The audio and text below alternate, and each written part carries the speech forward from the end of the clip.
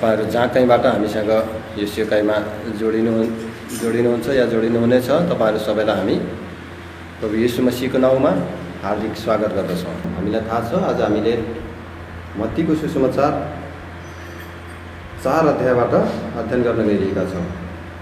हामीले क्रमिक अध्ययन गर्दै आउने क्रममा आज हामीले लुकाको सुसमाचार 4 अध्यायबाट हामीले अध्ययन गर्न गइरहेका छौँ। हामीले मत्तीको सुसमाचारदेखि क्रमिक रूपले अगाडिदेखि हामी पढ्दै आयौँ। त्योभन्दा पहिला हामीले प्रकाशको पुस्तकबाट त्यसको लगभग अन्तिम खण्ड अर्थात् आधावधि भागबाट हामीले अध्ययन गर्दै आएका छौँ क्रमिक रूपमा। यो लकडाउन सुरु भएसँगै तत्पश्चात प्रकाशका पुस्तकका अन्तिम केही अध्यायहरू अनि मत्तीको सुसमाचारको पुरै पुस्तक अनि मर्कुसको सुसमाचार पुरै पुस्तक र आज हामी लुकाको सुसमाचारको पनि अब 4थो अध्यायमा हामी आइपुगेका छौँ। र यसमा हामीले निश्चय नै नियमित उपस्थिति हुनेहरू धेरै नै आशिषका भागीदार हुन पाउनुभएको छ भन्ने एउटा आशा हामीले राखेका छौँ। अनि परमेश्वर मसँग अनि तपाईँ हामीसँग बात गरिरहनु भएको छ। यसै कारण परमेश्वरको वचन हामीले यसरी महसुस गरौँ कि परमेश्वर हामीसित बोल्नु भएको होस्। यो प्रार्थना गरौँ, परमेश्वरको आवाज उहाँको सन्देश सुन्ने एउटा उत्कट चाहना इच्छा हामीले राखौँ ताकि हामीले आत्मिक लाभ प्राप्त गर्न सकौँ, हामीले आत्मिक उन्नति प्राप्त गर्न सकौँ। आज हामीले 4 अध्यायको एउटा खण्ड हामीले पढ्नेछौँ। कृपया आउनुहोस्। 4 अध्याय यसको 18 पद अनि 25-26 पद हामीले पढ्नेछौँ। 25देखि 27 सम्म 18-19 अनि 25देखि 27। प्रभुको आत्मा ममाथि हुनुहुन्छ किनकि गरिबहरूलाई सुसमाचार सुनाउनका निम्ति उहाँले मलाई अभिषेक गर्नुभएको छ। मन भाँचिएकाहरूलाई निको पार्न, कैदीहरूलाई छुटकाराको र अन्धहरूलाई दृष्टि प्राप्तिको प्रचार गर्न, प्रेरिएकाहरूलाई छुटकारा दिन। तर म तिमीहरूलाई साँचो पनि भन्दछु, एलियाको समयमा 3.5 सालका निम्ति आकाश बन्द हुँदा सारा देशभरि ठुलो अनिकाल लागेको बेलामा इजरायलमा अनेकौँ विधवाहरू थिए। तर सिडोन देशको सारेफाको एउटी विधवा स्त्री कहाँ बाहेक तीमध्ये अरू कसै कहाँ एलिया पठाइएनन्। अनि भविष्यवक्ता एलिसाको समयमा इजरायलमा धेरै कोहीहरू थिए, तर सिरियावासी नामान बाहेक तीमध्ये अरू कोही शुद्ध भएन। परमेश्वरलाई धन्यवाद होस्। हामीले जुन खण्डबाट हामीले पढेका छौँ लुकाको सुसमाचार 4 अध्याय 18-19 पद अनि 25-26-27 पद। हामीले यो 18 पदमा हामीले पढ्यौँ भने यो आयातित पद हो। यो पुरानो नियमबाट आयातित। पुरानो नियममा यसरी जुन कुरा लेखिएको थियो त्यो कुरालाई यहाँ नयाँ नियममा पनि प्रभुले ल्याएर पढ्नुभएको छ। प्रभुले यहाँ माथि बताइएको छ, उहाँले एसायाको पुस्तक पल्टाउनु भयो अनि तिनीहरूको मध्यमा खडा भएर प्रभुले यी पदहरू चाहिँ पढ्नुभयो भनेर चाहिँ भनिएको छ। एसायाको पुस्तक पल्टाएर प्रभु यी पदहरूबाट पढ्नुभएको कुरा हामी देख्दछौँ। पढ्नुहोस् त यो 18 पदलाई। प्रभुको आत्मा ममाथि हुनुहुन्छ किनकि गरिबहरूलाई सुसमाचार सुनाउनका निम्ति उहाँले मलाई अभिषेक गर्नुभएको छ। मन भाँचिएकाहरूलाई निको पार्न, कैदीहरूलाई छुटकाराको र अन्धहरूलाई दृष्टि प्राप्तिको प्रचार गर्न, प्रेरिएकाहरूलाई छुटकारा दिन। यो कुरा चाहिँ पुरानो नियममा दुई ठाउँमा चाहिँ गरेर यो लेखिएको थियो। एसायाको पुस्तकमा प्रभुले त्यतिखेर एसायाको पुस्तक लिनुभयो अनि त्यसलाई पल्टाएर उनीहरूको सामने प्रभुले पढ्नुभयो भन्ने कुरा हामीले देख्दछौँ। अनि यो चाहिँ एसायाको पुस्तकमा हामीले हेऱ्यौँ भने 61 अध्यायको 1 र 2 पदमा चाहिँ लेखिएको थियो। त्यहाँ त्यसलाई चाहिँ यहाँ अब अनुवाद गर्दाखेरि यहाँ त्यसका त्यतिखेर हिब्रूमा जुन लेखिएको थियो त्यसलाई ग्रिकमा फेरि यो नयाँ नियम लेखियो। अनि त्यसले गर्दाखेरि यहाँनिर स्पेलिङमा यताउति भएको मात्रै छ उच्चारणमा, तर कुरा त्यही हो। पढ्नुहोस् त 61 अध्यायको 1 र 2 पद। प्रभु यहोवाको आत्मा ममाथि हुनुहुन्छ किनकि नम्रहरूलाई सुसमाचार सुनाउनका निम्ति प्रभुले मलाई अभिषेक गर्नुभएको छ। हृदय टुटेकाहरूलाई मनपट्टि बाँध्नका निम्ति हृदय टुटेकाहरूलाई मलमपट्टी बाँध्नका निम्ति, कैदीहरूलाई छुटकाराको र बन्दीहरूलाई झ्यालखाना खोलेको घोषणा गर्नका निम्ति, परमप्रभुको ग्रहणयोग्य वर्षको र हाम्रा परमेश्वरको बदला लिने दिनको घोषणा गर्नका निम्ति, ग्रहणयोग्य वर्ष र उहाँको बदला लिने दिनको घोषणा गर्नका निम्ति उहाँले मलाई पठाउनु भएको छ। यहाँनिर एसियाले जुन पनि कुरा पढे, यो मलाई भनेर जुन शब्द उनले यहाँनिर लेखेका छन्, अब हामीलाई यो कुरा स्पष्ट भयो कि उनले यहाँनिर म भनेर सम्बोधन गरेको आफूलाई होइन रहेछ। एसियाले म भनेर सम्बोधन गरेको कसको विषयमा बताएका रहेछन्? भविष्यवक्ताले यहाँनिर म भनेर कसलाई भने भन्दाहुँदै त्यो उनको मुखबाट प्रकट हुनुभएको प्रभु येशू मसीह हुनुहुँदो रहेछ। अर्थात् परमेश्वर पुत्रतामा मानिस भएर संसारमा आउँदाहुँदी उहाँले गर्नुहुने कार्यको विषयमा चाहिँ बताइएको रहेछ। त्यसैले प्रभुले जब यो खण्डलाई पढ्नुभयो, यो खण्डलाई पढिसकेपछि उनीहरूलाई प्रभुले यो कुरा भन्नुभयो, आज तिमीहरूको आँखाको सामने यो वचन चाहिँ पुरा भएको छ भनेर प्रभुले तिनीहरूलाई चाहिँ भन्नुभयो। अनि यहाँनिर के अरे 21 पदमा यो कुरा लेखिएको छ, पढ्नुहोस् त। अनि उहाँले तिनीहरूलाई भन्न थाल्नुभयो, आज पवित्र शास्त्रको यो वचन तिमीहरूका कानमा पुरा भएको छ। आज पवित्र शास्त्रको यो वचन तिमीहरूका कानमा पुरा भएको छ। स्क्रिप्चरमा जुन कुरा लेखिएको थियो यो आज के भएको छ? पुरा भएको छ। यसको मतलब हामी यहाँ लेख्दछौँ, जब प्रभुले यी कुराहरू पढिसक्नुभयो त्यसपछि उहाँले चाहिँ बुकलाई बन्द गर्नुभयो, त्यो किताबलाई, अनि gave it unto the minister and sat down. त्यसपछि यो किताब तिनीहरूलाई बुझाएर प्रभु चाहिँ बस्नुभयो। अनि ती सबैका आँखाहरू चाहिँ, भिडका आँखाहरू उहाँलाई ताकेर हेरिरहेका थिए। यो के भन्न खोजेको? वर्षौँदेखि पढिएको पद हो, यसको विषयमा हामीलाई कसैले बताएन। हाम्रा गुरुवर्गले यो कुरा हामीलाई बताएन। हाम्रा जति पनि शास्त्रीहरू छन् उनीहरूले हामीलाई यस विषयमा बताएनन्। जति पनि धर्मका शिक्षकहरू छन् यिनीहरूले यो कुरा हामीलाई बताएनन्। तर आज अचानक उहाँले यो कुरा हाम्रो मध्यमा चाहिँ पढ्नुभयो, तर उहाँ आफै गएर बस्नुभयो। यसको खास अर्थ के थियो? अब सबका आँखा चाहिँ प्रभु येशूप्रति मात्रै थिए। यद्यपि उहाँ बस्नुभयो तरै पनि सबैले उहाँलाई चाहिँ निहारेर हेरिरहेका थिए कि उनीहरूले यो कुरा चाहन्थे यो के बताइएको थियो। तर प्रभुले तल गएर के भन्नुभयो? तिमीहरूका आँखाको सामने। And he began to say unto them, this day is the scripture fulfilled in your ears. आज यो पवित्र शास्त्र तिमीहरूका आँखाको सामने, तिमीहरूका कानको सामने पुरा भएको छ। अर्थात् यो कुरा तिमीले आज सुनेका छौ, यो आज पुरा भएको छ।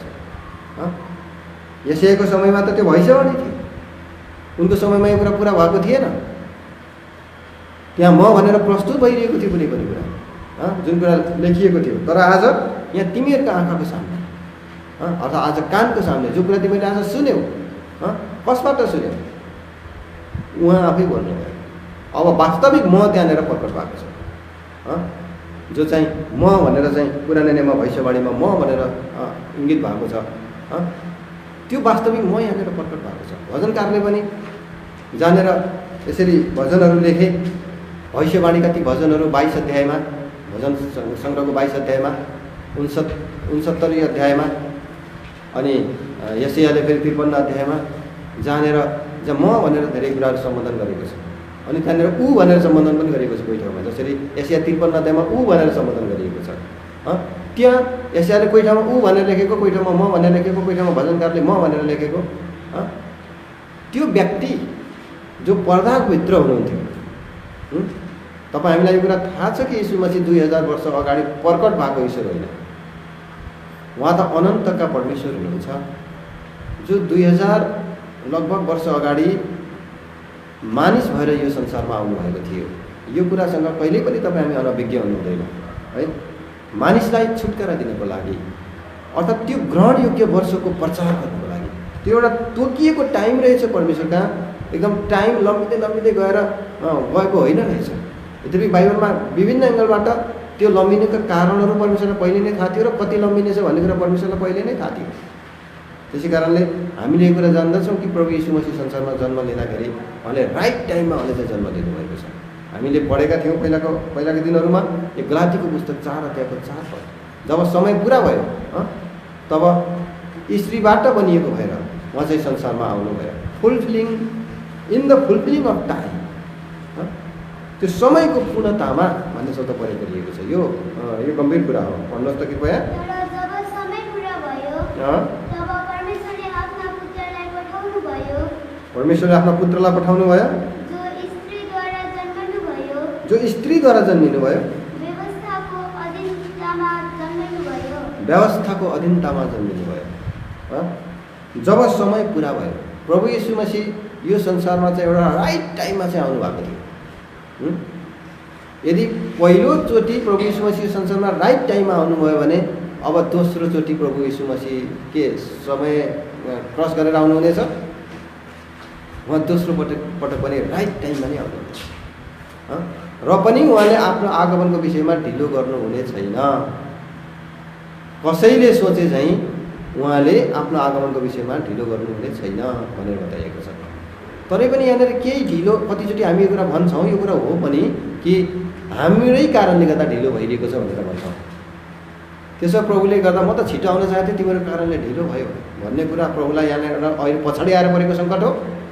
होइन। परमेश्वरलाई आदिमै थाहा थियो यो कुरा कि यसरी मानिस जातिको ढिलोपनले चाहिँ यसले ढिलो बनाउनेछ भन्ने कुरा उहाँलाई पहिल्यै थाहा थियो। किनभने मैले पहिलाको दिनमा भनेको छु, उहाँको सामने भविष्य पनि वर्तमानमा हाजिर हुन्छ, पास्ट पनि वर्तमानमा हाजिर हुन्छ। आजका मानिसहरूले जुन टाइम ट्राभलको कुरा गर्छन् नि, वैज्ञानिकले त्यो कल्पना गर्छन् नि टाइम ट्राभलको विषयमा, तिनीहरूको कल्पना मात्रै हो, त्यो कहिले पनि त्यो कल्पना तिनीहरूमा साकार हुने छैन। तर बाइबलमा भनेको जुन पनि कुरा कल्पना होइन, वास्तविक सच्चाइ हो। उनीहरू यो संसारमा कल्पना गर्दै बस्छन्, हामी एक दिन वास्तविकतामा प्रवेश गर्छौँ। विश्वास गर्नेहरू वास्तविकतामा प्रवेश गर्छन्। त्यहाँ कुनै टाइम ट्राभल गरेर हामीलाई जानु र फ्युचर, पास्टमा जानु र फ्युचरमा आउनु हामीलाई पर्दैन। तिनीहरू सबै हाम्रो सामने सँगै हाजिर हुन्छ। टाइम ट्राभलको विषयमा थ्योरीको विषयमा विश्लेषण गर्नेहरूले के भन्छन्? पास्टमा यदि हामी फर्केर गयौँ भने फेरि यो कुरा थाहा छैन कि हामी वर्तमानमा फर्केर आउन पाउँछौँ कि पाउँदैन। पास्टमा घरि पास्टमा जाने, घरि वर्तमानमा आउने, घरि फ्युचरमा जाने भन्ने कुरा चाहिँ टाइम ट्राभलको कुरा हो। उनीहरूले पास्टमा जाने कुरालाई मात्रै गरे, फ्युचरमा जाने कुरालाई चाहिँ उनीहरूले गर्न सकेनन्। तर बाइबलले चाहिँ पास्टमा र फ्युचरमा जाने कुरा गर्दैन, पास्ट फ्युचर प्रेजेन्ट सँगै हाजिर हुने कुरा गर्छ। त्यसो हो भने त त्यहाँ गएपछि यहाँ आउन सकिएला कि नसकिएला भन्ने प्रश्नै रहेन। किनभने यो जुन समयावधिको जुन पनि रेखा छ यो हट्छ, समयको जुन पनि पर्दा छ यो हट्छ जब हामी इटर्निटीमा प्रवेश गर्छौँ। यो त बडो गम्भीर कुरा हो, आज हाम्रो समाजभन्दा बाहिरको कुरा हो। तर एक दिन यो वास्तविकतामा परिणत भएर जान्छ। त्यसै कारणले बाइबलको लेखनमा सबै हामी यस्तै कुरा देख्छौँ। तपाईँले होल बाइबललाई जब पढ्नुहुन्छ त्यहाँनिर यहाँनिर वर्तमानमा लेखिरहेका छन् यसैले। उहाँले परमेश्वरले मलाई के गर्नुभएको छ? चुन्नुभएको छ। परमेश्वरले मलाई पठाउनु भएको छ। अनि त्यो ग्रहणयोग्य वर्षको प्रचार गर्नको निम्ति, ती कैदीहरूलाई मुक्त गर्नको निम्ति, अन्धाहरूलाई आँखा दिनका निम्ति, बहिराहरूका कान खोल्नका निम्ति, गरिबहरूलाई सुसमाचार सुनाउनको निम्ति उहाँले मलाई नियुक्त गर्नुभएको छ। उहाँले मलाई नियुक्त गर्नुहुनेछ होइन, उहाँले मलाई नियुक्त गर्नुभएको छ। वर्तमानमा लेखिरहेका छन्। बाइबलको लेखनबाटै हामीले यो कुरालाई चाहिँ हामी बुझ्छौँ। जसरी ती भविष्यवक्ताहरू लेखाइमा त्यो तीनवटै टेन्समा सँगसँगै रहन्थे, तीनवटै कालमा उनीहरू सँगसँगै रहन्थे। उनीहरू केवल त्यतिखेर लेखनमा मात्रै तीनवटा कालमा सँगसँगै रहन्थे, तर हामी वास्तविकतामा हामी तीनवटै कालमा एक दिन इटर्निटीमा प्रवेश गरेर सँगसँगै रहन पाउनेछौँ। प्रकाशको पुस्तकमा हामीले हेऱ्यौँ भने जुन फ्युचरको कुराको निम्ति उनी पास्टमा पुगेर लेखिरहेका छन्। एकदम धेरै वर्षपछिको फ्युचरको कुरा थियो। त्यतिखेरदेखि लगभग 2000 वर्ष पछाडि हुने जुन पनि घटनाक्रमलाई यूहन्नाले आत्मामा परमेश्वरको दिनमा, प्रभुको दिनमा म आत्मामा थिएँ भनेर उनले सुरु गर्दछन् 1 अध्यायको 9 पददेखि प्रकाशको पुस्तक। अनि यसो भन्ने एउटा आवाज मैले मेरो पछाडि सुने, जे तिमीले देख्दछौ त्यसलाई एउटा पुस्तकमा लेख। ती कुराहरू कस्ता कुराहरू उनले देख्नेवाला थिए? ती भविष्यका कुराहरू उनले देख्नेवाला थिए, जो चाहिँ भविष्यमा हुनेवाला थिए। जुन कुरा चाहिँ यो संसारमा आउनेवाला कुरा थिए त्यो कुरालाई उनले देखिरहेका थिए अनि त्यो कुरालाई त्यहाँनिर उनले लेखिरहेका थिए। त्यसै कारणले यहाँनिर बाइबलको लेखनलाई जब हामी हेर्छौँ एकदम हामी छक्कै पर्छौँ। कुनै पनि त्यस्तो किसिमको पुस्तक हामी संसारमा पाउँदैनौँ जसमा चाहिँ भविष्यलाई वर्तमानमा लेखिएको होस्, या चाहिँ भूतकाललाई वर्तमानमा लेखिएको होस्, सम्पूर्ण कुरालाई वर्तमानमा लेखिएको, या त्यो फ्युचरलाई चाहिँ फेरि पास्टमा घटिसकेको घटनाको क्रममा लेखिएको होस्, या वर्तमानमा घट्दै गरेको घटनाको क्रममा लेखिएको होस्। त्यस्तो कुनै पनि शास्त्र हामीले संसारमा पाउँदैनौँ। यसै कारण बाइबल अद्भुत छ। संसारका सबै पुस्तकहरूभन्दा बाइबल किन फरक छ? यो बाइबलले आजकलका टाइम ट्राभलको कुरा गर्नेहरूलाई पनि एकदम चुप पारिदिन्छ, अनि धेरै यस्ता किसिमका परिकल्पना गर्ने कुरा गर्ने व्यक्तिहरूलाई नि चुप पारिदिन्छ, अनि त्यो कस्मिक सभ्यताको विषयमा कुरा गर्ने मान्छेहरूलाई पनि चुप पारिदिन्छ। किनभने अलौकिक जुन राज्यमा हामी प्रवेश गर्नेछौँ त्यहाँनिर कस्मिक राज्यको जुन परिकल्पना मान्छेले यहाँनिर गरिरहेका छन्, जुन पनि कस्मिक सभ्यताको कल्पना उनीहरूले गरिरहेका छन्, त्योभन्दा कहाँ कहाँ उत्तम र भार छ त्यो कुरा चाहिँ। जुन राज्यको विषयमा बाइबलले, इटर्नल किङडमको विषयमा बाइबलले कुरा गरेको छ, तपाईँले बाइबललाई गौर गरेर हेर्नुहोस् त। अनि जुन कस्मिक जुन पनि एउटा सभ्यता या कुनै ग्यालेक्सी सभ्यता, अनि त्यसपछि कुनै पनि त्यसपछि ब्रह्माण्डिक सभ्यताको विषयमा एकदमै करिब परिकल्पना गरेर त्यसमा डुब्न चाहन्छन् आज मान्छे। तर यो कुरा चाहिँ, यो कुरामा मान्छे पुग्नको लागि लगभग लाखौँ वर्ष अझै पनि यो पृथ्वी रहनुपर्छ भनेर कुनै वैज्ञानिक यी समूहहरूले बताइरहेका छन्। अनि त्यो कुरा पनि लाखौँ वर्षसम्म पनि हामी लडाइँ नगरिकन मिलेर गयौँ भने मात्रै हो। गृहयुद्ध नगरिकन, लडाइँ नगरिकन, कुनै समस्यामा नफसिकन हामी निरन्तर गयौँ भने मात्रै त्यहाँ पुग्छौँ, नत्र त त्यो कुरा चाहिँ सम्भव छैन। योभन्दा पछाडिको सभ्यताको पनि सम्भव छैन भनेर उनीहरू भन्छन्। त्यसो हो भने बिल्कुलै सम्भव छैन भन्ने कुरा हो। किनभने लडाइँ नगरिकन चाहिँ अब त 1000 वर्ष त के 100 वर्ष, शताब्दी पनि रहन सक्दैन, दशक पनि रहन गाह्रो छ यो संसार। 1 वर्ष त रहन्छ कि रहन्न भने जस्तो स्थितिमा अहिले तपाईँ हामी पुगिसकेका छौँ। संसारको वातावरण देख्दा यो संसारमा विनाशकारी कुराहरू भएको देख्दाखेरि त्यसो हो भने अब परमेश्वरको त्यो एउटा, परमेश्वरले तोकेको एउटा समयको हामी बिल्कुल नजिक छौँ। अब यहाँ तपाईँलाई मैले एउटा कुरा देखाउँ भने तपाईँ हामी कहिले पनि कन्फ्युज हुनु हुँदैन। यसको अर्डर के हो त, यसको क्रम के हो त भनेर तपाईँ जब त्यहाँनिर जानुहुन्छ, त्यो अर्डर र क्रमको विषयमा भन्नुपर्दा मैले 24 अध्याय मत्तीको पुस्तकबाट बताउने क्रममा यो कुरा मैले बताएको छु। 24 अध्यायलाई तपाईँले 24 अध्यायको जुन पनि सन्देश थियो त्यसलाई तपाईँले खोजेर त्यसपछि सुन्नुहोस्। जहाँनिर त्यो जुन पनि एडभेन्ट्सहरूलाई, प्रभुको आगमनलाई, ऱ्याप्चरलाई, अन्तिम आगमनलाई, यो संसारको अन्त्यलाई, प्रभु यीशु मसीहको संसारको आगमनसँगको कुरालाई एकै ठाउँमा मिसाएर लेखिएका कुराहरू यिनीहरू छ। किनभने जुन बेलासम्म जुन कुरा पर्दाभित्र राखिन्थ्यो त्यो बेलामा ती कुराहरू पर्दाभित्रै लेखिएका छन् बाइबलमा। पुरानो नियममा नयाँ नियमका सबै कुराहरू खोलेर लेखिएनन्, पर्दाभित्र लेखिए, पर्दा लगाएर लेखिए। त्यसो भने सुसमाचारको टाइममा प्रभु यीशु मसीह संसारमा छँदाखेरि पनि कति कुराहरू, सबै कुराहरू बाहिर खोलेर लेखिएनन्। ती कुराहरूको विषयमा एउटा समय परमेश्वरले छुटाउनु भएको थियो। त्यसै कारण ती सबै कुरालाई एक ठाउँमा मिसाएर लेखिए। अब जब प्रकाशित भएका कुराहरू आए, मैले विगतको दिनमा यो पनि बताएको छु कि सुसमाचारका पुस्तकहरू जो चाहिँ रिभिल हुने पुस्तकहरू हुन्, प्रकाशित हुने पुस्तकहरू हुन् भने पत्रिका पुस्तकहरू चाहिँ रिभिलेसन, प्रकाशित भइसकेका कुराहरू हुन्। त्यहाँनिर प्रकाश हुनुपर्ने कुरा चाहिँ पत्रीहरूमा लेखिएको छैन। त्यसै कारण पत्रीहरू जुन पनि लेटरहरू जब हामीले पढ्छौँ त्यसलाई पढ्दाखेरि त्यसको आत्मिक अर्थ लगाउनपट्टि हामीले फेरि पसिना बगाउन थाल्यौँ भने हामी फेरि गलत ट्र्याकमा जान्छौँ है। तर त्यहाँ जति पनि कुरा त्यहाँबाट जुन पनि तिनीहरूलाई प्रकाश भयो परमेश्वरका चेला, परमेश्वरका प्रभुका चेलाहरूलाई, ती प्रकाश भएका कुराहरूलाई एउटा ट्र्याकमा तिनीहरूले चाहिँ सम्बोधन गरेर लेखे अनि तिनीहरूले हामीलाई डक्ट्रिन दिए। अब यो ट्र्याकमा हिँड, किनभने यो ट्र्याक कहाँबाट पायौँ हामीले? यी पुस्तकहरू जो पहिलाका पुस्तक थिए जुनबाट हामीलाई प्रकाश भयो। त्यसकारण परमेश्वरको आत्माले नै कुरा प्रकाश गर्नुभयो। उनीहरूले आफ्नो बुद्धि ख्याएर ती कुराहरू लेखेनन्। परमेश्वरको आत्माले प्रकाश गरेर उनीहरूले त्यो ट्र्याक हामीलाई दिए। अब तपाईँ हामी हिँड्ने चाहिँ त्यो ट्र्याकमा हो। त्यसमा चाहिँ फेरि एक एक कुराहरूका आत्मिक अर्थ खोल्नतिर, हामी त्यहाँ पत्रीहरूबाट आत्मिक अर्थहरू खोल्नतिर जाँदाखेरि धेरै कुराहरू त्यहाँनिर बिग्रिन सक्छ है। त्यसै कारणले एकदमै परमेश्वरको वचनमा केन्द्रित भएर हामीले जहिले पनि यी परमेश्वरका वचनका खण्डहरूलाई हामीले चाहिँ निहार्ने गर्दछौँ।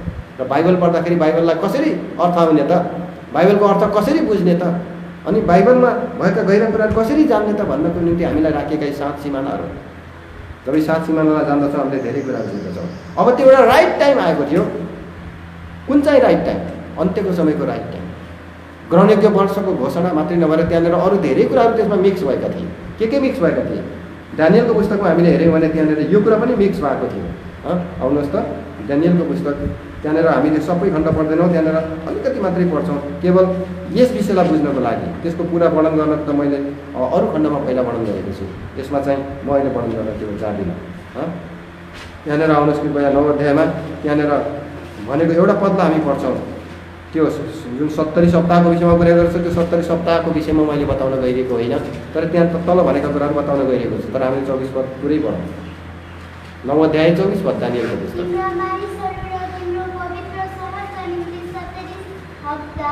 तिम्रा मानिसहरू र तिम्रा पवित्र सहरको निम्ति, तिम्रा मानिसहरू भनेको यहुदी इजरायलीहरू र तिम्रो पवित्र सहर भनेको चाहिँ यरुसलेमका निम्ति 70 हप्ता तोकिएका छन्। यहाँनिर वास्तविक यो पोइन्टमा आउनु खोजेको, अपराधलाई समाप्त गर्न। अनि यसले कसरी समयको फड्को मार्छ त्यहाँनिर तपाईँ एकदम ध्यान दिनुहोस् है। एकदम त्यो विभिन्न समयक्रमलाई एक ठाउँमा कसरी मजाले मिलाएर राखिएको छ। मैले यो सबै कुरालाई मिक्स, त्यो समयक्रमलाई एकै ठाउँमा जम्मा गरेर प्रभुले चाहिँ वर्तमानमा लेख्नु भएको, त्यो भविष्यका घटनाक्रमलाई नै एक ठाउँमा सङ्गालेर लेखिएका कुराहरू छन् भनेर मैले तपाईँलाई बताउँदैछु। सारा अधर्महरूलाई के गर्न अरे? अन्त्य गर्न। त्यसपछि अधर्मका निम्ति प्रायश्चित गर्न। अधर्मको निम्ति प्रायश्चित भन्दा बित्तिकै यो कहिलेको कुरा हो? प्रभु यीशु मसीह क्रुसमा टाँगिँदाखेरिको कुरा हो है। अनि अनन्त धार्मिकता ल्याउन। त्यो धार्मिकताको तबदेखि त्यो अनन्तको धार्मिकता सुरु हुन्छ। अनि दर्शन र भविष्यवाणीमा मोहर छाप लाउन। त्यो त्यतिखेरै भएन, प्रभु यीशु मसीह आउँदाखेरि नै भएन, प्रभु यीशु मसीह गइसकेपछि त्यसमा मोहर छाप लगाइयो। प्रकाशको पुस्तकमा गएर हामीले हेऱ्यौँ भने त्यहाँनिर मोहर छाप लगाइयो। कसैले यस भविष्यवाणीको पुस्तकमा एक शब्द थप्न पनि पाउने छैन, एक शब्द घटाउन पनि पाउने छैन भनेर मोहर छाप लगाइयो। प्रकाशको पुस्तक 22 अध्यायको 18-19 पदलाई पढ्नुहोस् त। यी बाइबलका कुराहरूलाई बुझेनौँ भने आज फेरि हामी चाहिँ एक्स्ट्रा दर्शनतिर जान्छौँ नि फेरि। हो, हामीले एकदम कुरा बुझ्नु जरुरी छ। यसकारणले संसारका धेरै अफवाहहरू अनि दर्शनको नाउँमा चाहिँ झुटा अफवाह फैलाउनेहरूलाई हामीले चाहिँ यस तरिकाले हामी चिन्न सक्दछौँ। अनि बाइबलको बाइबल कसरी क्लोज गरेको छ, बाइबल कहाँनिर एउटा एकदम बाइबल कहाँनिर कसरी चाहिँ बन्द गरिएको छ, यस कुरालाई हामीले बुझ्न हामीलाई सहज हुन्छ। भन्नुहोस्।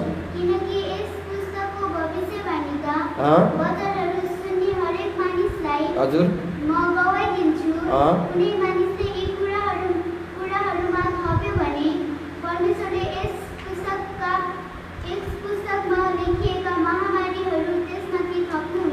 कसैले थप्न पाउँदैन। मोहर छाप लाग्यो यहाँनिर। महामारीहरू यदि थप्न खोज्यो भने यस पुस्तकमा लेखिएका ती महामारीहरू सामना गर्नको निम्ति तयारी होस्। यो यसको दोषी हुन्छ उसलाई, त्यतिखेर उसको जीवनमा त्यो क्रोध नखनिएला, अननिया र सफिरालाई जस्तै। तर कोरह, दातान र अभिरामलाई जस्तै क्रोध नखनिएला, तर दोष चाहिँ त्यही खालको दोष लाग्छ उसलाई, त्यो कुराको दोषी हुन्छ। अनि अगाडि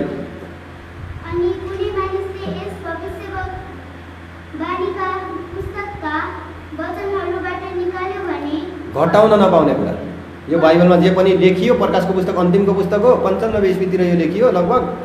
त्यसपछि त्योभन्दा पछाडि कुनै बाइबलका कुनै खण्ड लेखिएन। अनि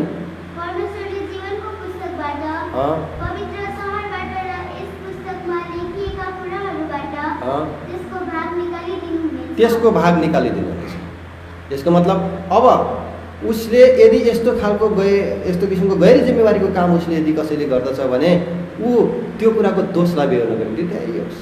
न्यायमा भयङ्कर ठुलो हिसाब उसले मिलाउनुपर्छ। यो संसारमा उसलाई चाहिँ त्यतिखेर क्रोध खनि नहाल्ला, तर यो हिसाबको निम्ति तयारी हुनुपर्छ। त्यसै कारणले मोहर छाप, दर्शन र भविष्यवाणीमा मोहर छाप लगाउनका निम्ति यो कुरा भन्दा बित्तिकै आज कतिले आफ्नो अर्थका दर्शन र भविष्यवाणी उसले बोल्न पाउँदैन। अब भविष्यवाणीको नाममा बाइबलमा भएका एक्स्ट्रा कुराहरू बोल्न पाउँदैन। आज कतिपय यस्ता किसिमका दर्शनवादीहरू छन्, उनीहरूले के गर्दछन्? अब फलानु महिनाको फलानु गति तँलाई यस्तो हुनेछ,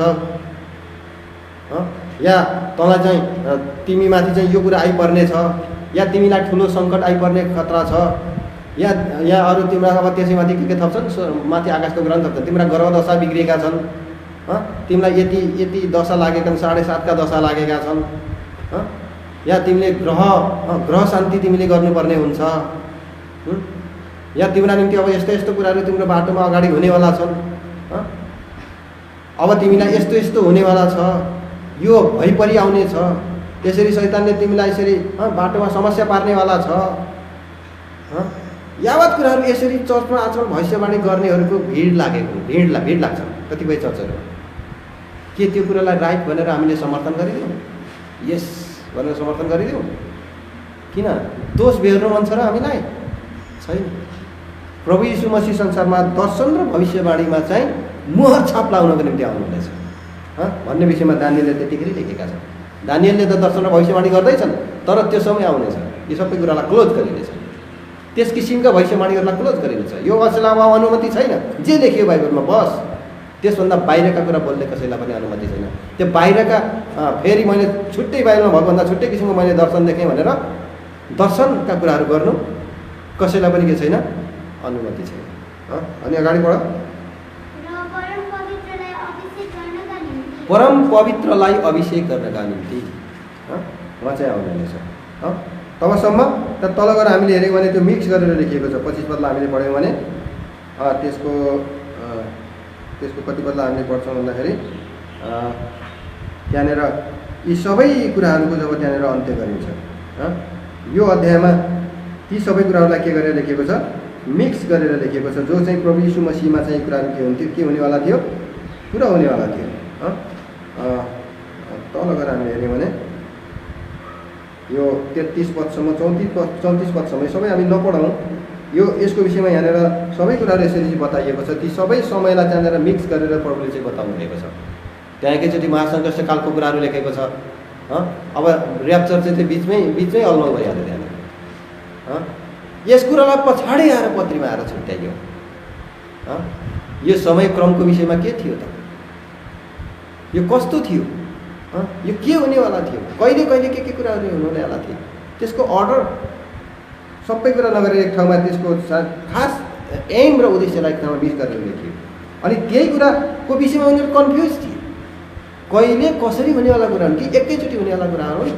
त्यसै कारणले यहुदीहरू त्यहाँनिर झुक्किएका के कुरामा थिए भन्दाहुँदै उहाँले अहिले नै राज्य फिर्ता गर्नुहुन्छ र भनिएका कुराहरू सबै अहिले नै पुरा हुन्छन् भन्ने तिनीहरूले सोचिरहेका थिए। तर परमेश्वरले त्यही बिचमा चाहिँ अनुग्रहको समय संसारलाई दिनुहुनेछ भन्ने कुराहरू उनीहरूको आँखाबाट ओझेल परेको थियो। अब्राहमलाई प्रतिज्ञा गरेका कुरा तिमीमा संसारका सारा कुलले आशिष पाउनेछन् भन्ने कुराहरू तिनीहरूको समाजमा अटाएको थिएन। मैले तिमीलाई यहुदीहरूको बिचमा मात्रै होइन अन्य जातिहरूको बिचमा पनि मैले तिमीलाई के गर्नेछु, यसरी सन्देश भाग बनाउनेछु भनेर जुन पनि यसैमा भनिएको कुरा तिनीहरूको समाजमा अटाइरहेको विषय थिएन। यहुदी र इजरायलीहरूको बिचमा मात्रै भन्ने कुरा त एउटा सानो कुरा हो, तर संसारका सब जातिहरूको बिचमा त्यो आशिषको कारण बनाउने भनेर जुन पनि कुरा लेखिएको थियो, यो कुरा तिनीहरूले त पढ्न त पढ्थे, तर तिनीहरूको समाजमा यो कुरा के गर्दैन थियो, आउँदैन थियो। सायद आउनुहोस् न, यहाँ एसियाको पुस्तकमा हामीले यो खण्ड एकचोटि हामीले ल्याएर छौँ 49 अध्याय। त्यहाँनिर 6 पदलाई पढ्नुहोस् त। तिमी चाहिँ यहुदी र इजरायलीको बिचमा मात्रै एउटा ज्योति बन्नेछौ भन्ने कुरा त एउटा लाइट कुरा हो, यो त सामान्य कुरा हो, तर अगाडि विशेष कुराहरू थियो। भन्नुहोस् त।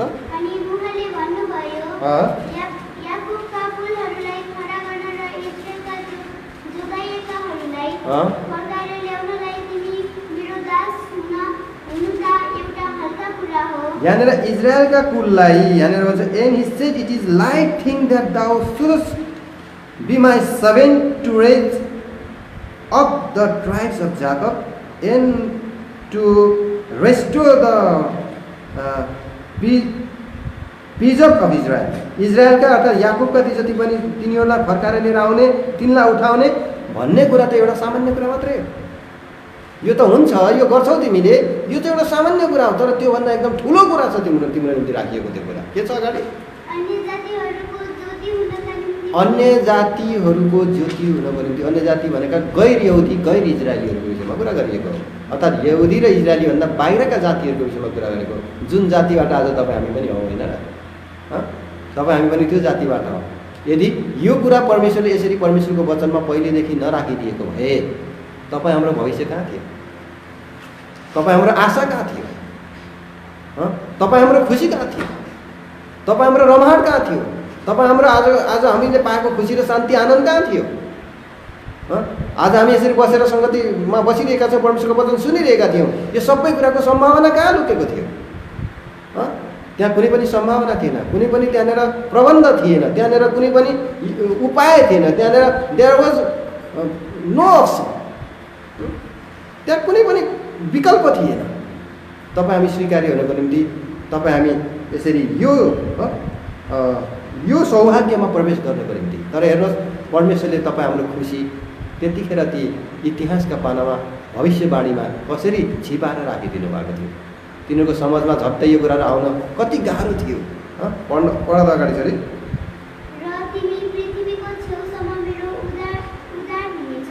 पृथ्वीको छेउसम्म, अर्थात् एकदमै परसम्म भन्न खोजेको। तत्कालीन भाषामा यहाँनिर छेउ भन्ने शब्द प्रयोग गरेकोमा गलत नबुझ्नुहोस्। पृथ्वीको कुना हुँदो रहेछ क्या, छेउ हुँदो रहेछ क्या भन्ने कुरा नबुझ्नुहोस्। धेरै टाढासम्म भन्ने अर्थमा चाहिँ जसरी त्यतिखेरका मान्छेले बुझ्छन् त्यसरी नै त लेखिन्छ यो होइन। अनि यहाँसम्म गवाही हुनका निम्ति भनेर त्यहाँनिर के गरेको छ, लेखिएको छ इन्ड अफ द अर्थ, अर्थात् एकदमै धेरै टाढासम्म, अर्थात् मानिसहरूको बस्ती नसकिन्जेलसम्म त्यहाँसम्मका मानिसहरू कहाँ यो के गर्नको निम्ति, light of the Gentile that thou mayest be my salvation unto the end of the earth. तिमी त्यो संसारको एकदमै परसम्म पनि तिमी के गर्नको निम्ति, मेरो गवाही बन्नका निम्ति। यो एउटा सामान्य कुरा हो कि तिमीले इजरायली र यहुदीहरूको बिचमा ज्योति चम्काउनेछौ। हामीले योहन्नाको सुसमाचारमा हामीले एउटा कुरा देख्यौँ भने त्यहाँनिर अर्डरली जान्छ क्या, यो कुरा क्रममा जान्छ। 1 अध्यायको 11 पदमा हामीले त्यहाँनिर देख्यौँ भने त्यहाँनिर यसरी लेखिएको छ, ज्योति संसारमा चम्कियो, अन्धकारले ज्योतिलाई कम्प्रिहेन्ड गर्न सकेन, बुझ्न सकेन, त्यसलाई समायोजन गर्न सकेन, समायोजित हुन सकेन, त्यसमा मिलिन हुन सकेन, अर्थात् त्यससँग उसले मिलाप गर्न सकेन, त्यसमा उसको कुनै पनि भाग रहेन भन्ने अर्थमा यो कुरा गरिएको हो। अनि यसको मतलब चान्स चाहिँ अन्धकारमा नै थियो, अन्धकारले पनि पाएको थियो। यस्तो विशेष अर्थ राख्छ केवल यो त्यो एउटा डार्कनेस जुन बाजा लाइट बिनाको जुन पनि उज्यालो बिनाको अवस्थालाई मात्रै अन्धकार भनिएको होइन। त्यहाँ भएका सब किसिमका अन्धकारका कार्यकलापलाई समेटेर जो कुराहरू गोप्यमा गरिन्छन्, जो कुरा चाहिँ पापमा गरिन्छन्, जो चाहिँ वैमानसिकतामा गरिन्छन्, जुन कुरा खराबीमा गरिन्छन्, जुन कुरा दुष्टतामा गरिन्छन्, यी सबै कुरालाई चाहिँ अन्धकारसित तुलना गरिएको हो। त्यसले के गर्न सकेन, बुझ्न सकेन, कम्प्रिहेन्ड गर्न सकेन भनेर लेखिएको छ। पढ्छ अरे, त्योभन्दा अगाडि 5मा त्यो ज्योति अन्धकारमा चम्किन्छ, अन्धकारले त्यसलाई बुझ्न सकेन। यहाँनिर कसरी लेखेको छ भन्दा, and the light shineth in darkness and the darkness comprehend it not, the darkness comprehend it not. यसको मतलब त्यो अँध्यारोले उज्यालोलाई बुझ्न सकेन, त्यसमा समायोजन हुन सकेन, त्यसले त्यो मौकालाई स्वीकार्न सकेन, ग्रहण गर्न सकेन। अनि यहाँनिर यो अवस्थाबाट फेरि अगाडि हामीले हेरेर गयौँ भने उहाँ के गर्नुभयो, आफ्नैहरू कहाँ आउनुभयो। अब हामीले 11 पद पढ्छौँ, आफ्नैहरू कहाँ आउनुभयो, आफ्नैले ग्रहण गरेनन्। यसको मतलब यहुदी इजरायलीहरू कहाँ आउनुभयो, तिनीहरूले ग्रहण गरेनन्। परमेश्वरलाई थाहा थियो यहुदीहरू इजरायलीले ग्रहण गर्ने छैनन्, तब उनीहरूको ग्रहण नगराई अरूहरूको ग्रहण गराएको निम्ति बाटो खोल्ने कारण बन्नेछ। यस माध्यमले म सारा संसारका मान्छे जाति कहाँ यो ज्योति लिएर जानेछु। यो परमेश्वरको आदिको मिसन थियो। अब त्यो आदिदेखि तिनीहरूका आँखाले पढेको, तिनीहरूका कानले सुनेको, तिनीहरूले चाहिँ सोच्न नसकेको कुरा प्रभुले त्यहाँ आएर पढिदिँदाखेरि तिनीहरू चाहिँ अचम्मित त हुने नै भएन, तिनीहरू छक्क पर्ने नै भए। तिनीहरूका गुरुहरूले कहिल्यै खोल्न नसकेको अर्थ पढ्थे। अब सायद नजानेपछि के भन्थ्यो होला, यो विषय के भनेको भन्दाखेरि होइन, यस्तो तर्क वितर्क गर्नु हुँदैन परमेश्वरको वचनमा, यस्तो प्रश्न सोधी राख्नु हुँदैन, यो प्रश्न सोधिराख्यो भने त राम्रो हुँदैन। यो चाहिँ कुन अर्थमा लेखिन्छ यस्ता कुराहरू? उत्तर दिन नसकेपछि यस्ता कुराहरू लेखिन्छ है। त्यसै कारणले हामीले कहिल्यै त्यस्तो भन्नु हुँदैन। प्रश्न सोध्नु गल्ती होइन। प्रश्न दुई तरिकाले सोधिन्छ। एउटा कुरा चाहिँ प्रभु येशू मसीहलाई शास्त्री फरिसीहरूले प्रश्न सोधे परीक्षा गर्नको लागि।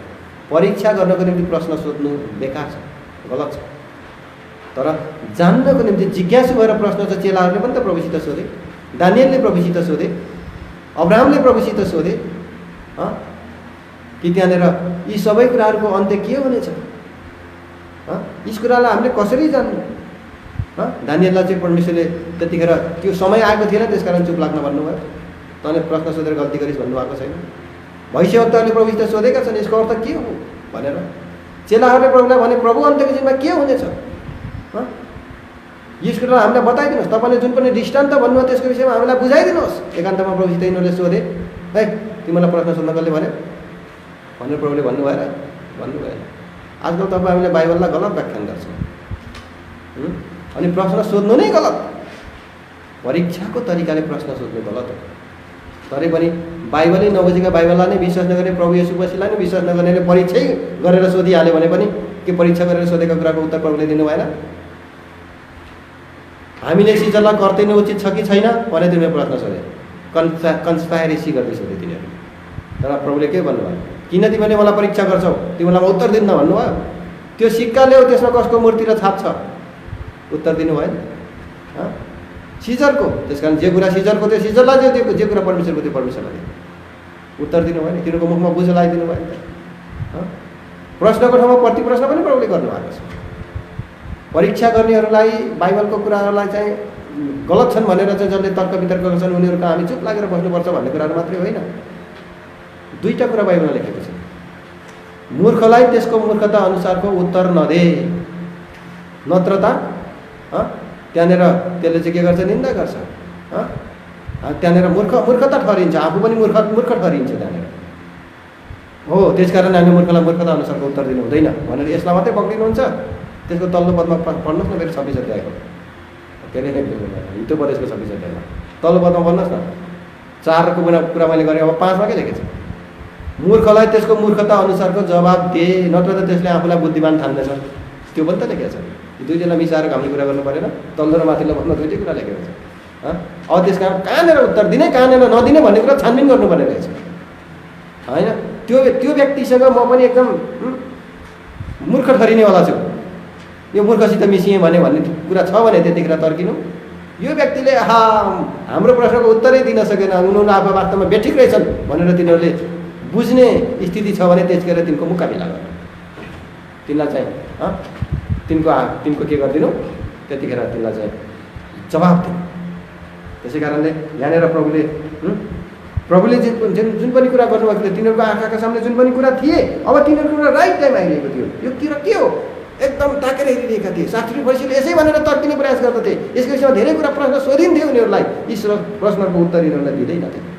यिनीहरू तर्केर बसिरहेको एउटा अवस्था थियो। तर अब समय आयो, प्रभु येशू मसीह संसारमा आउनुभयो, उहाँले यिनीहरूलाई वास्तविकता बताइदिनु भयो। अब तिमीहरूका कानको सामने आज यो भविष्यवाणी के भएको छ, कुरा भएको छ। त्यस कारण हाम्रा प्रभु येशू मसीहको आगमनसँगै यी सबै कुराहरू पुरा भयो। त्यहाँनिर अधर्मको अन्त्य, प्रभु येशू मसीहमा अधर्मको अन्त्य गरिन्छ। अनि प्रभु येशू मसीहमा चाहिँ त्यहाँनिर छुटकाराको निम्ति दान दिइन्छ, एउटा प्रायश्चित गरिन्छ। अनि प्रभु येशू मसीहमा नै सारा ती दर्शन र भविष्यवाणीमा चाहिँ मोहर छाप लगाइन्छ। जुन कुराहरू पहिला भएका थिए ती कुराहरू अब यहाँनिर आएर कन्क्लुजन गरिन्छ। त्यसै कारण योहन्ना उहाँकै चेला, जो उहाँकै चेला मध्येबाट नै यी सबै कुराहरू के गरिए पछि चाहिँ कम्प्लिट गरिदिएन। ती दर्शन र भविष्यवाणीका कुराहरू छाप लगाइए।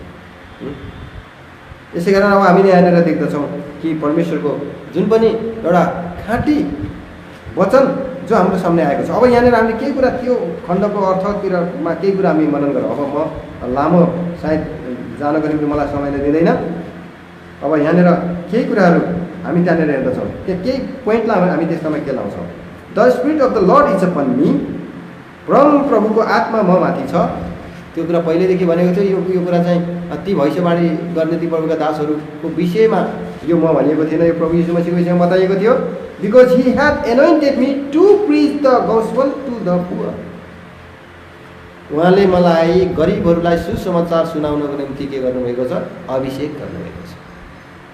अब प्रभु येशू मसीह संसारमा किन आउनुभयो? गरिबहरू कहाँ सुसमाचार सुनाउनको निम्ति। यसको मतलब यो सुसमाचार धनीहरूको लागि होइन, यो हातमा पैसा भएको धनको विषयमा मात्र यो कुरा गरिएको होइन। जसले आफूलाई धार्मिकताको भोको ठानिरहेका छन्, जो धार्मिकताको निम्ति भोक गरिरहेका छन्, जसले असल कुराको खोजी गरिरहेका छन्, केही कुराको तिनीहरूलाई निडको फिल तिनीहरूले गरिरहेका छन्, आवश्यकताको फिल तिनीहरूमा छ, त्यस कुरालाई चाहिँ गरिबी भनेर भनेको हो। किनभने मत्ती 5 अध्यायमा हामीले हेऱ्यौँ भने धार्मिकताको निम्ति भोकाउनेहरू धनीका हुन्, किनभने तिनीहरू तृप्त पारिनेछन्।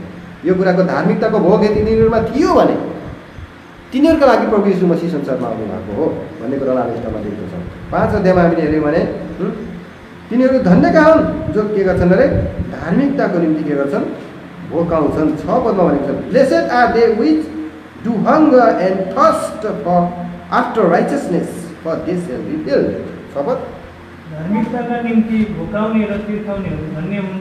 धार्मिकताका निम्ति भोकाउने र तिर्खाउनेहरू धन्य हुन्, किनभने उनीहरू तृप्त हुनेछन्। उनीहरू तृप्त हुनेछन्। त्यसै कारण यो धार्मिकताको भोग यदि तिनीहरूमा छ भने, तिनीहरू धार्मिकताको निम्ति यदि भोकाउँछन् भने, यदि यो खोजी तिनीहरूमा छ भने तिनीहरूका निम्ति प्रभु येशू मसीह संसारमा आउनुभएको। मै हुँ, मैले जानेको छु, म त धर्म गर्नेवाला हो, मैले व्यवस्था जानेको छु, मैले बुझेको छु, म गुरु हुँ, मैले यो शिक्षा पाएको छु, मैले त ज्ञान पाएको छु, म पनि यस्तै किसिमको धर्मको खोजी गर्ने मान्छे हो, म पनि एउटा बाटोमा म लागेको छु भनेर धेरैले भन्ने गर्छ। मैले कतिलाई सुनाउँदाखेरि तिनीहरूले भन्छन्, हजुर एकदम तपाईँहरू राम्रो, किनभने तपाईँहरू प्रभु येशू मसीहको पछि लाग्नु भएको रहेछ, हामी पनि फलानु गुरुको पछाडि लागेका छौँ, ज्ञान त चाहिन्छ संसारमा, हामी पनि एउटा बाटोमा लागिसकेका छौँ। तर उनीहरूलाई मुक्तिको कुरा बताए ठ्याक्कै समझमा आउँदैन। हामीले पनि यो कुरा पाएका छौँ मात्रै उनीहरू भन्छ। धार्मिकताको भोग छैन, मानिसको प्रयासले मुक्ति छैन भन्ने कुराहरू मान्छेलाई थाहा छैन। उनीहरूले कहाँ छ त वास्तविकता, कहाँ छ र सत्य भनेर ओरिजिनलले खोजी गरेका छैन। म एकदम चुनौती दिएर चाहिँ आज यो कुरा म बताउँछु, संसारको कुनै पनि विद्वान किन नहोस्, धेरै जानेको मान्छे किन नहोस्, यदि उसभित्र सच्चा खोजी छ भने, जुन खोजीमा चाहिँ दुईटा कुराहरू हुनुपर्छ, बिना शर्त बिना स्वार्थ। यदि उसले खोज्दछ भने उसले एक दिन सत्य फेला पार्छ। त्यो खोजी चाहिँ गरिबी हो, सत्यप्रति ऊ गरिबी छ, सत्यको खोजीमा ऊ लागि परेको छ, सत्यको निम्ति ऊ भोकाएको छ। उसमा धन सम्पत्ति त छ, तर त्यो कुरासँग उसको सन्तुष्टि छैन, ऊ नभएको जस्तो एउटा कङ्गालले जस्तै खोजी बसिरहेको छ त्यो मान्छेले। हो, प्रभु येशू मसीह तिनका निम्ति संसारमा आउनुभयो। त्यसै कारण प्रभु येशू मसीहले संसारमा आउँदाखेरि प्रभु येशू मसीह जब शास्त्री फरिसीहरूसँग प्रभु येशू मसीह हिँड्डुल गर्नुभयो, खानुभयो, के अरे मसुर उठाउनेहरूसँग खानुभयो, त्यतिखेर शास्त्री फरिसीहरूले चाहिँ मलाई दोष लगाए, ऊ त पापीहरूसित बस्छ, ऊ त पापीहरूसित खान्छ, ऊ पापीहरूको मित्र हो भनेर प्रभुलाई यसरी तिनीहरूले दोष लगाए। तर प्रभुले के भन्नुभयो? म न्याय, म दया चाहन्छु, म चाहिँ बलिदान होइन, म पापीहरूको निम्ति, पापीहरूलाई बचाउनको निम्ति, धर्मीहरूको निम्ति होइन। संसारमा प्रभु येशू मसीह धर्मीहरूको निम्ति आउनु भएन, तर कसका निम्ति आउनुभयो? पापीहरूका निम्ति आउनुभयो। गएर खोजे यसको अर्थ के हो? के अरे रोगीलाई चाहिँ डक्टरको अर्थात् फिजिसियनको आवश्यकता पर्छ, जसले आफूलाई रोगको महसुसै गरिरहेको छ, आइएम राइट भनिरहेको छ, त्यो व्यक्तिले चाहिँ त्यो व्यक्तिलाई उपचारको आवश्यकता छैन मात्रै होइन, उपचारको उसलाई प्रबन्धै हुँदैन। आइएम राइट भन्दा भन्दै एक दिन उसको हार्ट एट्याक हुन्छ, एकैचोटि ऊ मृत्युको मुखमा पुग्छ। किनभने अगाडि उसले चाहिँ कुनै पनि ट्रिटमेन्ट, कुनै पनि उसको सम्भावनालाई, चेकिङलाई उसले चाहिँ इन्कार गरिदियो, तर ऊ भित्रभित्र ग्रसित भइसकेको अवस्था थियो। पढ्नुहोस् त कृपया 9 अध्याय 12-13 पद हामी पढ्नेछौँ मत्तीको सुसमाचारबाट। मत्तीको सुसमाचार 9 अध्याय 12-13 पद। यसुले सुनेर तिनीहरूलाई भन्नुभयो, निरोगीहरूलाई होइन, रोगीहरूलाई डाक्टरको खाँचो पर्दछ। हजुर, त्यसको अर्थ के छ? सिक, म दया चाहन्छु, बलिदान होइन,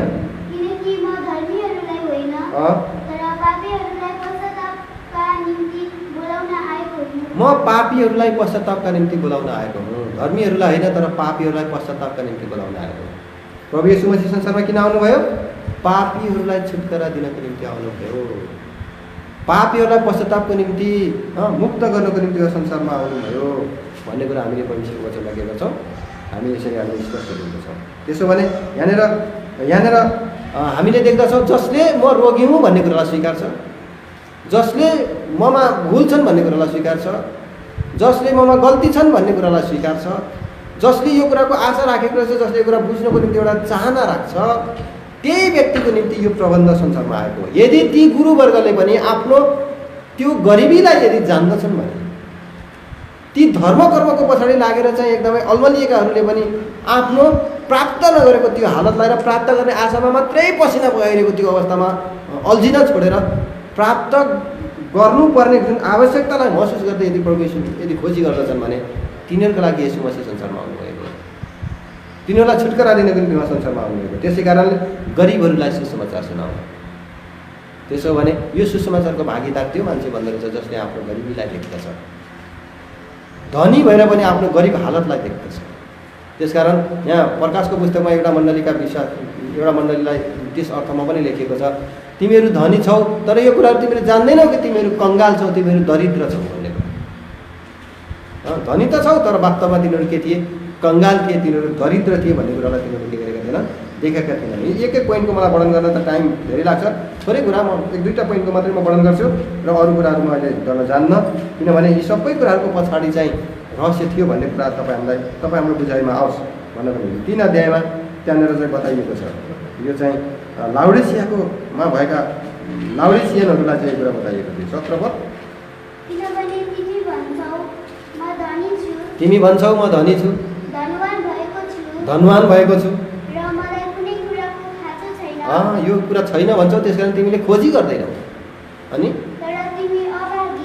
तर वास्तवमा तिमीले बुझ्छौ भने तिमी अभागी छौ, भाग्य गुमाइरहेका छौ। तिमीले भाग्य भन्ने कुरा चाहिँ त्यो माथिबाट फल्ने कुरा होइन, उसको चुनावमा निर्भर हुने कुरा हो। अनि तिमी दयनीय छौ, एकदमै दया गर्नुपर्ने बिचरा भन्ने हालतका छौ तिमी। अनि तिमी कङ्गाल छौ, केही नभएका, कङ्गाल भनेको एकदम कङ्गाल, केही नभएको एउटा बुङ्गा। अनि अन्धा पनि छौ, तिमीले देख्छु भनेर भनिरहेका छौ, वास्तवमा तिमी अन्धा छौ, एकदम पहिरेको छु भन्छौ नि, वास्तवमा तिमी नाङ्गो छौ, यो कुरा तिमीलाई थाहा छैन। अनि यति नै। त्यसो भने यो वास्तविक तरिकाले मानिसले आफ्नो आँखा देख्नु जरुरी छ। मसँग ज्ञानको भण्डार छ भनेर घमण्ड नगरौँ। के तपाईँले यो शान्ति पाउनुभयो? के जीवन तपाईँले पाउनुभयो? यो खुसी तपाईँले पाउनुभयो? यो रमाण तपाईँसँग छ? यो ढुक्कपन तपाईँसँग छ? परमेश्वरसँग मिलाप भएको एउटा कुनै पनि अनुभव तपाईँसित छ? तपाईँको बिग्रिएको परमेश्वरसँग टुटेको सम्बन्ध गाँसियो भन्ने कुरा तपाईँलाई थाहा छ? या यो कुरा थाहा छ कि तपाईँको सम्बन्ध पापको कारणले परमेश्वरसँग टुटेको थियो? मान्छेमा अशान्तिको कारण के थियो? तर्पणको कारण के थियो? छटपट्टिको कारण के थियो? के उसको पाप थिएन र? अनि यही पापमा भएको कारणले गर्दाखेरि मान्छे आज तडपिरहेको होइन र? मान्छे आज यसैको कारणले गर्दाखेरि उसमा अशान्ति भएको होइन र? के गुरुवर्गहरू भन्नेहरूले यो कुरालाई महसुस गरिरहेका छैनन्? होइन भने यदि यो शान्ति र ढुक्कमा तिनीहरू रमाएका हुन्थ्यो भने तिनीहरूलाई विलासिताको कुराहरू चाहिन्थे? तिनीहरू बार यस्ता किसिमका ठुला गुरु भएर पनि यस्ता किसिमका नराम्रा किसिमका एक्सिडेन्टमा तिनीहरू पर्थे, नराम्रा किसिमका घटनाक्रममा तिनीहरू मुछिन्थे। किनभने यो कुरा वास्तवमा तिनीहरूले पाएका छैनन्, ज्ञानद्वारा मात्रै अभ्यास गरिरहेका छन् र अरूलाई चाहिँ उनको खोजको क्रममा अरूलाई पनि पछि लिएर हिँड्दैछन्। केही कुरा बढी जाने या उनीहरूसँग अलिक ठुलो लाइट थियो, ल आऊ यता उज्यालो छ भन्दै त्यो ठुलो लाइट देखाउँदै अनि साना धिपधिपे लाइट छोडेर सबै उसको पछाडि लाग्यो, तर जाने कहाँ उसलाई थाहै दिएन बिचरा। अनि जैसा गुरु वैसा चेला भन्ने कुरा भएन र? अलि ठुलो लाइट देखेर उसको पछाडि लाग्यो, किनभने उसित ज्ञानको भण्डार थियो, धेरै मान्छेलाई चिप्लाउने खालको क्षमता थियो उसँग, अनि उसले धेरै मान्छेलाई चाहिँ आफ्नो पछाडि लगायो। यसै कारण आज धेरै मान्छेहरू उसको पछाडि लाग्छन्, लास्टमा गएर चाहिँ तिनीहरू के हुन्छन्? लज्जित हुनुपर्छ। यति नराम्रो लज्जित हुन्छन् कि कतिजना त सुसाइड गर्न पुग्छ, किनभने उनीहरूले ठुलो त्याग गरेर उसको पछाडि लागेका थिए, आफ्ना टचहरू सबै भुइँमा फालिदिएका थिए। खोजी त थियो नि भित्र, त्यही धिपधिपे टचमा उनीहरूले सत्य खोजेको भए, दरिद्रतामा तिनीहरूले खोजेको भए परमेश्वरले तिनीहरूको निम्ति प्रबन्ध गर्ने होला हुनुहुन्थ्यो। तर तिनीहरूले दरिद्र भएन यसको निम्ति आफ्नो सम्पन्नतामा भर परे। त्यही सम्पन्नतामा दान पुण्य दिइसके पश्चात अब अझै हामी धर्मी तुल्याइन्छौँ भन्ने तिनीहरूले कहीँ सोचे। उनीहरूको यो सोचले तिनीहरूलाई धोका दियो। उनीहरूको सोचले तिनीहरूलाई चाहिँ एकदम परमेश्वरदेखि टाढा बनाइदियो। सत्य खोजसम्म आउनै दिएन। ती धोके गुरुहरूले सत्य खोज्नै दिएनन्। तिनीहरू आफैले सत्य पाइरहेको छैन, आफैले टुङ्गो पाइरहेको छैन, अर्कोलाई चाहिँ पहिल्यै नपाउँदै किन बोलाउनु, किन आफ्नो पछि लाउन लगाउनु, किन सबैलाई भिडको नेतृत्व गरेर हिँड्नु जबकि जाने कुराको टुङ्गो छैन। आफू त सहनै फर्कने सुत्त भन्छ, अरूलाई पनि पतन गराउनु, आफू पनि पतन गर्नु। शास्त्री फरिसीको हालत यही थियो। त्यसैमा प्रभुले तिनीहरूलाई भन्नुभयो, तिमीहरू आफू पनि जाँदैनौ, तिम्रो पछि लाग्नेहरूलाई पनि तिमीले डबल नरकको किरो बनाउँछौ। यही अवस्था थियो। त्यसै कारण आज संसारका धेरै प्रिय सङ्घी मानव जातिलाई मैले यो रिक्वेस्ट गर्दछु, जबसम्म तपाईँको कानमा यो परमेश्वरको वचन पुग्दछ, परमेश्वरले तपाईँको दयनीय अवस्थालाई चाहिँ हेर्न चाहनुहुन्छ। के तपाईँले आफू दयनीय छु भन्ने कुरालाई स्वीकार्न चाहनुहुन्छ?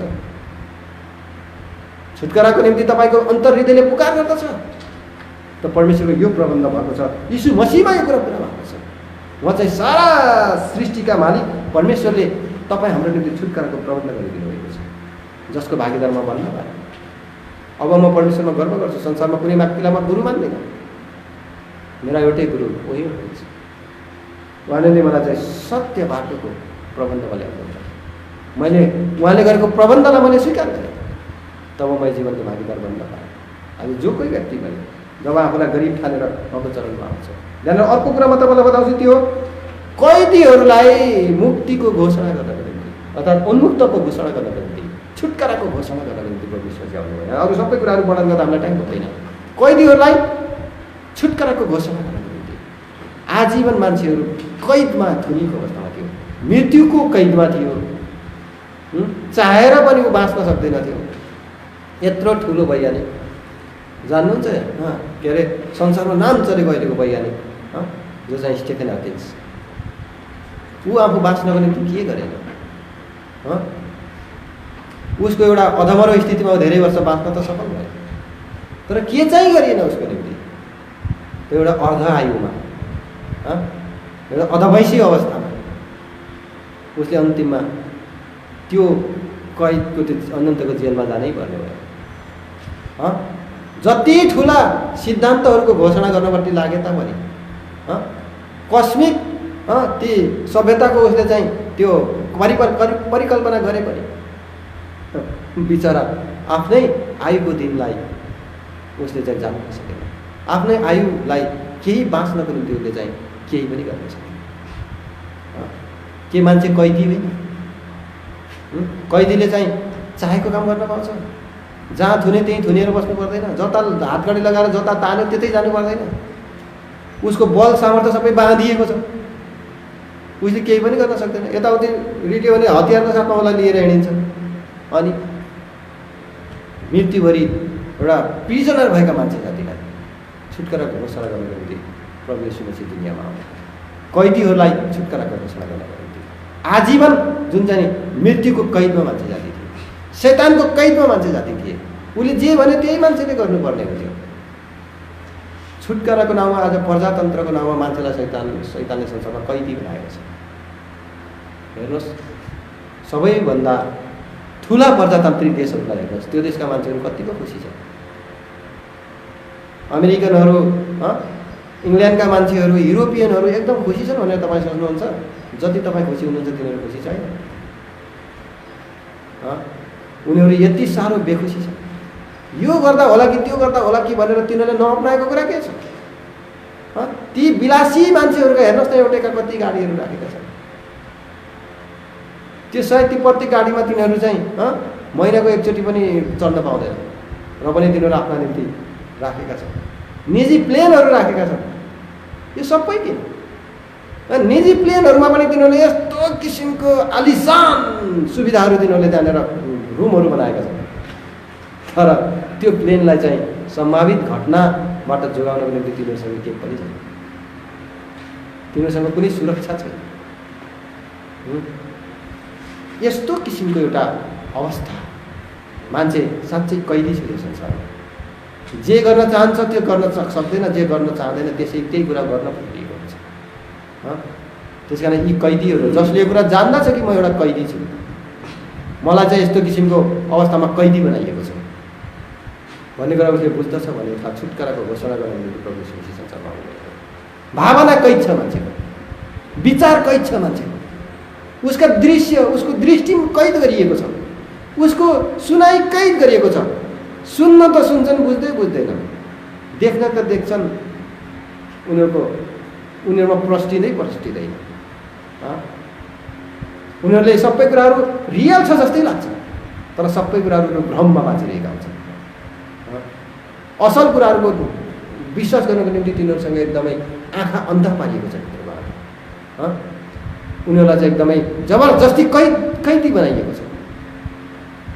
तिनीहरू शैतानको कैदमा परेका मान्छे जातिहरूलाई छुटकारा गर्नु। अनि जतिजना यसरी नै संसार मरे तिनीहरूलाई कैदको घोषणा गर्ने, ती कैदीलाई छुटकारा घोषणा गर्ने। जति पुराना नियमका सन्तहरू थिए तिनीहरू पनि कैदमा परेका थिए, तिनीहरूलाई पनि छुटकाराको घोषणा गर्नको निम्ति एफिसीको पुस्तकमा हामीले कुरा देख्दछौँ कसरी कैदलाई कैद गर्नको निम्ति प्रभु यीशु मसीह के गर्नुभयो, संसारमा आउनुभयो।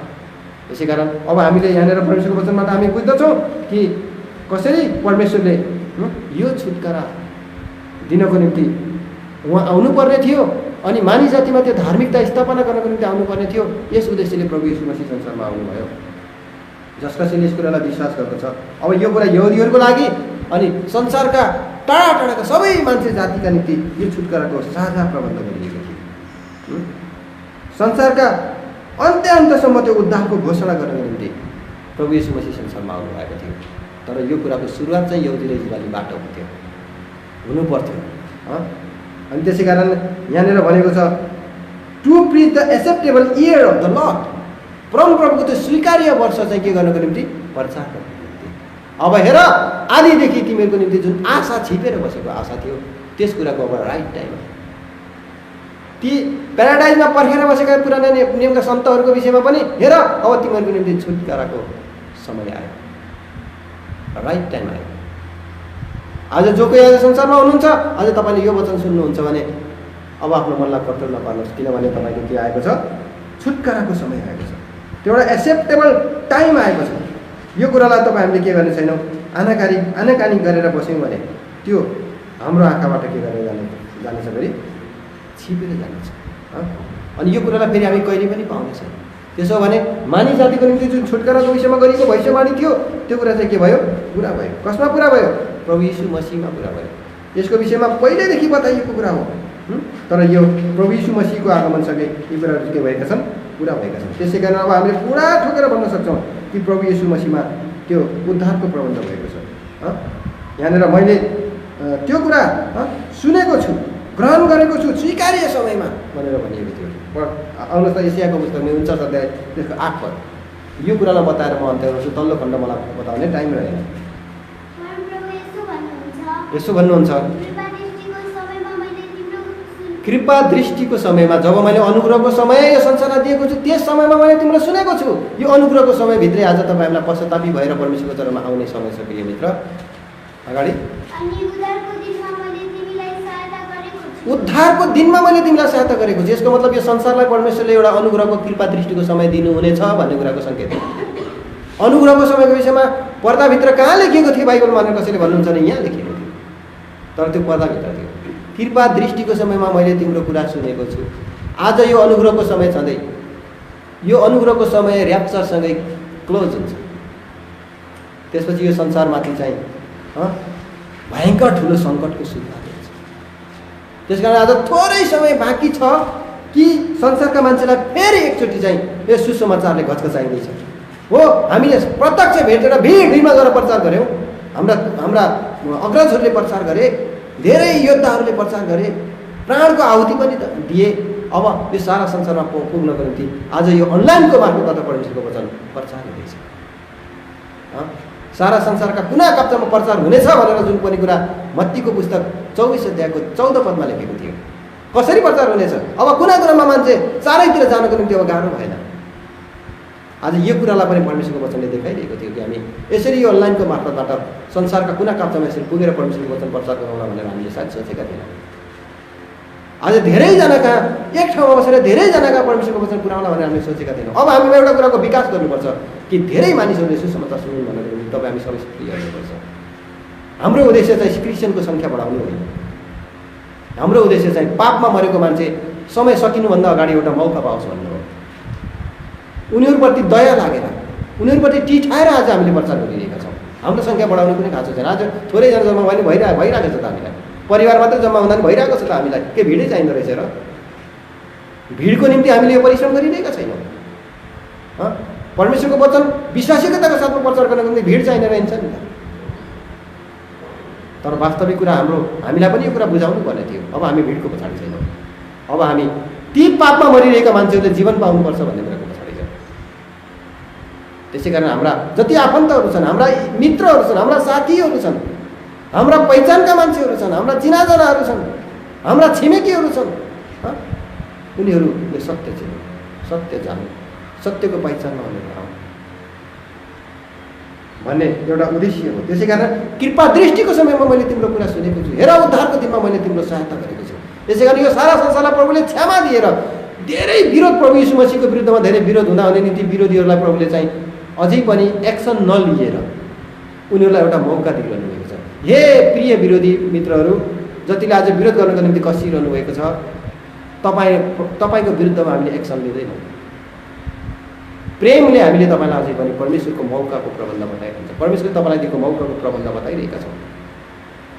परमेश्वरको सत्य वचनको विरोध गर्न तपाईँले बुद्धि पुर्याउनुहुन्छ भने छोड्नुहोस्।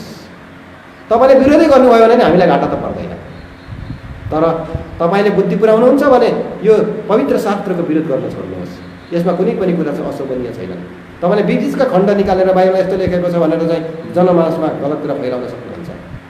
एकजना भाइले चाहिँ मलाई हिजो फोन गरेर भनिरहनु भएको थियो। एकजना भाइले आफ्नो विगतको गवाही बताइरहनु भएको छ। कुनै समयमा त्यस्तै झुन्डको पछाडि लागेर पैसामा उहाँ कुनै समयमा बिग्नु भएको छ। अनि त्यहाँबाट केही सुविधा पनि उहाँले पाउनुभएछ, मानव केही पैसा पाउनु भएछ।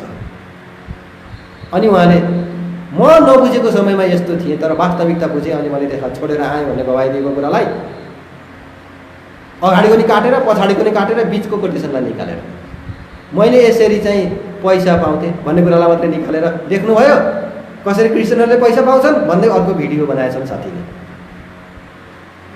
हो, बाइबलका वचनलाई नि बिचबिचका त्यो अगाडि र पछाडिका प्रसङ्गलाई काटेर मान्छेहरूले चाहिँ बाहिर निकालेर बाइबलमा यस्तो लेखेको छ भनेर भन्ने गर्छ। अब यसरी कहिलेसम्म तपाईँ चाहिँ विरोधका लागि विरोध गर्नुहुन्छ?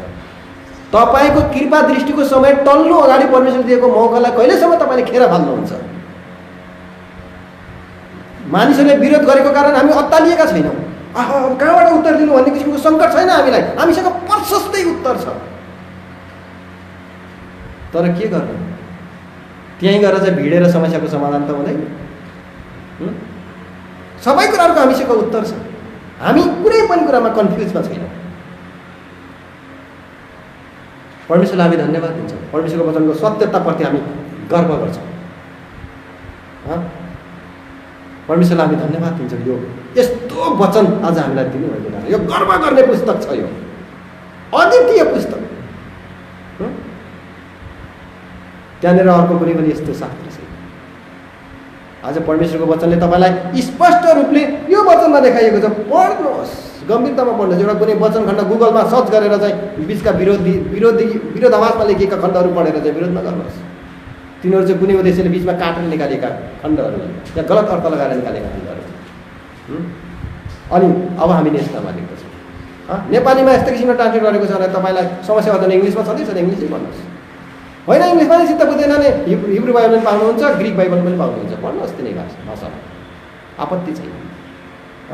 तर सच्चाइ चाहिँ आज तपाईँ हाम्रो सामने छ। कृपा दृष्टिको समयमा मैले तिम्रो कुरा सुने, हेर उद्धारको दिनमा मैले तिमीलाई सहायता गरेको छु। यही कुरालाई न्याय नियममा आएर प्रभुले के भन्नुहुन्छ? पत्रीहरूमा यो कुराहरू चाहिँ बताइयो। हेर कृपा दृष्टिको समय अहिले हो, हेर ग्रहणीयको समय अहिले हो। कहिले? यो अनुग्रहको युगलाई भनेको रहेछ नि त यशायाले। यो अनुग्रहको युगको विषयमा यशायाले भनेका रहेछ नि त त्यतिखेर। यो अनुग्रहको युग रहेछ नि त। त्यो त अनुग्रहको समय चाहिँ पर्दाभित्र लेखिएको रहेछ नि त त्यहाँनिर। यही युगमा अहिले हामी बाँचिरहेका छौँ। यो युग यति लामो हुन्छ भने कसैले पनि बुझेन। अब कतिसम्म लामो हुन्छ? अब त छैन। अब लगभग हामी अन्तिम अवस्थामा आइसकेका छौँ। अब लास्ट सुसमाचार संसारका मान्छेलाई सुनाइदिएछ, एकदम लास्ट सुसमाचार सुनाइदिएछ। त्यसै कारण हे मेरा संसार, यो संसारवासी सङ्गी मानिस जाति, परमेश्वरको वचनप्रति एकचोटि ध्यान लगाउनुहोस् न। तपाईँको आफ्नो सिद्धान्तको विपरीत भयो भने, तपाईँको आफ्नो विरोधको एजेन्डाभित्र परेन भने पनि कतै तपाईँको निम्ति समाधान यहाँ छ कि? एकचोटि खोजी हेर्नुहोस् न। किन बटारिएर हिँड्नुहुन्छ? किन क्रिस्चियनी आज संसार क्रिस्चियनकरण गरिँदैछ, इसाईकरण गरिँदैछ भनेर डराउनुहुन्छ? गरिँदै छैन। संसार सबै इसाई हुँदैन। यो किसिमको दुष्ट संसारको यो दुष्ट राज्यलाई हामीले हत्याउन चाहँदैनौँ। यो राज्यको त अन्त्य हुन्छ। के को हामीले यो राज्य फैलाउने हो यहाँनिर? यो राज्यको विरुद्ध किन गर्ने हो हामीले यहाँ? अनि यो राज्यको पक्षमा हामी किन उभिने हो? यो राज्य त अन्त्य हुन्छ। परमेश्वरको राज्य नजिक आइपुगेको छ। यो कुनै इङ्ल्यान्डको राज्य होइन, कुनै पनि अमेरिकाको राज्य होइन। त्यो राज्य सबै सखाप भएर जान्छ। यहाँका साम्राज्यहरू सबै सखाप भएर जान्छन्। यहाँका विस्तारवादीहरू सबै सखाप भएर जान्छन्। तर परमेश्वरको राज्य आउँदैछ। त्यो राज्यमा सात सिमानाको झगडा हुने छैन। आज हामी जुन झगडाको माहौलमा छौँ, आज त्यो राज्यमा सात सिमानाको झगडा हुने छैन। त्यहाँनिर हेपा प्रवृत्ति हुने छैन। त्यहाँनिर लुटा प्रवृत्ति हुने छैन। ठुलोले सानोलाई मिच्ने प्रवृत्ति त्यहाँनिर हुने छैन।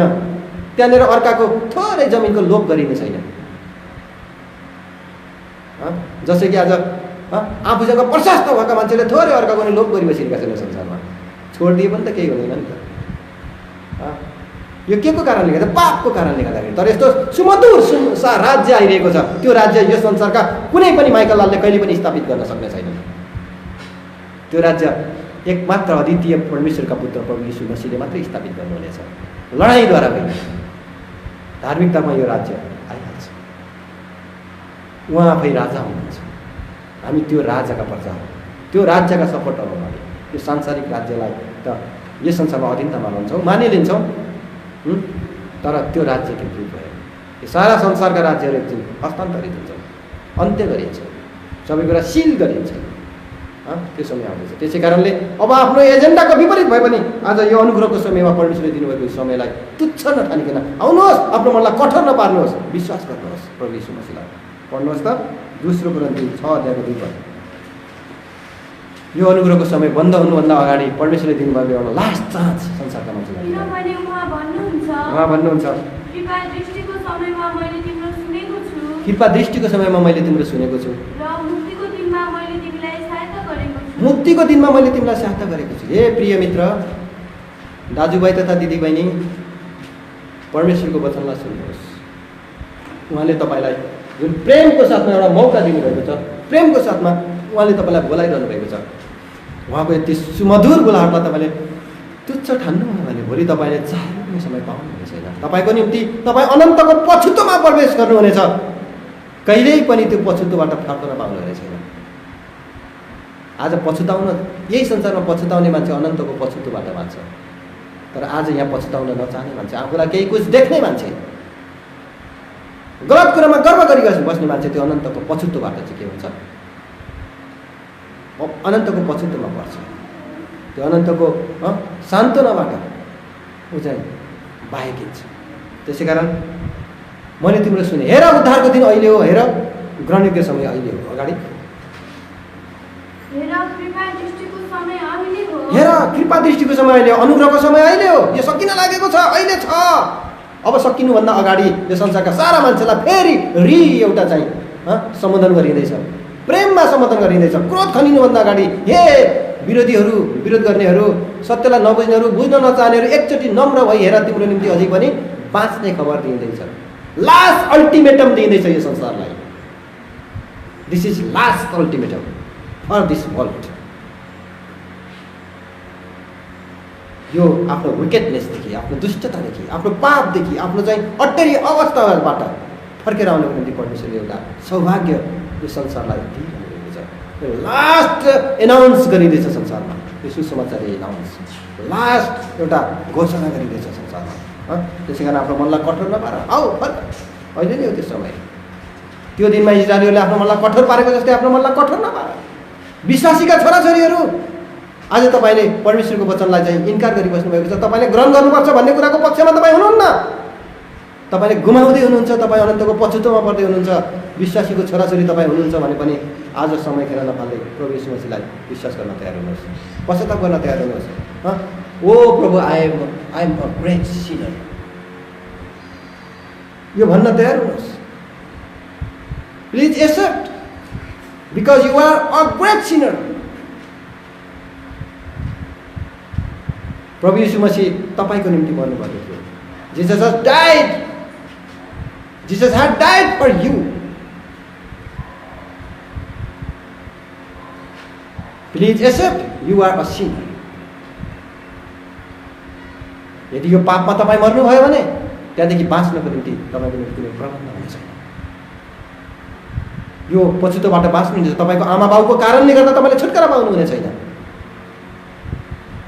यसै कारण मेरो पत्नी विश्वासी छ भन्दै मक्ख परेर नबस्नुहोस्। मेरो पति विश्वासी छ भने मक्ख परेर नबस्नुहोस्। मेरा बाबुआमा विश्वासी छन् भनेर मक्ख परेर नबस्नुहोस्। मेरा छोराछोरी विश्वासी छन् भनेर बाबुआमा मक्ख परेर नबस्नुहोस्। अब मर्ने बेलामा नभन्नुहोस्। मर्ने बेलामा त बाटो चाहियो त झन्।